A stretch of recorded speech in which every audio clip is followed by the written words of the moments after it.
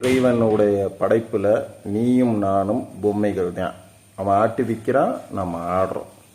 உனக்கு ஒரு பிரச்சனைன்னு வந்தால் தான் அந்த சாமிக்கே அர்ச்சனை.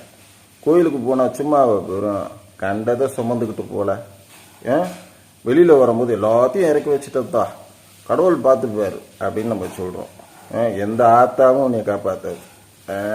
வெளியில் வரும்போது 4 பேர் உங்ககிட்ட யாசகம் கேட்பாங்க.